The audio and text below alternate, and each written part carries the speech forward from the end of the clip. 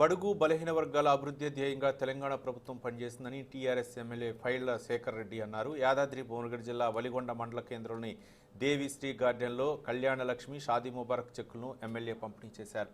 దేశంలో ఏ రాష్ట్రంలో లేని విధంగా పేదలకు ఎన్నో సంక్షేమ పథకాలు ప్రవేశపెట్టిన ఘనత మన ముఖ్యమంత్రి కేసీఆర్కే దక్కిందని కొనియాడారు ఫైళ్ల శేఖర్ రెడ్డి.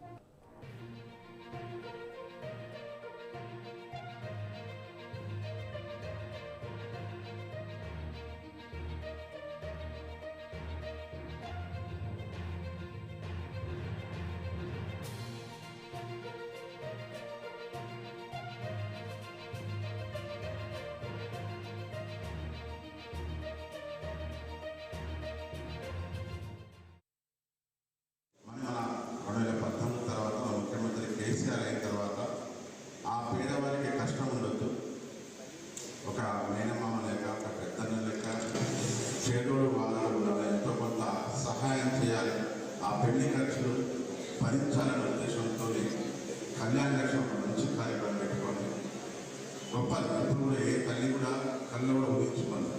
ఒకప్పుడు లేదు, మన తెలంగాణ రాష్ట్రం మొట్టమొదటిగా తీసుకున్న తర్వాత కొన్ని స్టేట్స్ తీసుకున్నాయి. అంత గొప్ప కార్యక్రమం ముఖ్యమంత్రి గారికి మనందరం కూడా కృతజ్ఞతాభావాలు ఉండాలని కోరుకుంటున్నాం.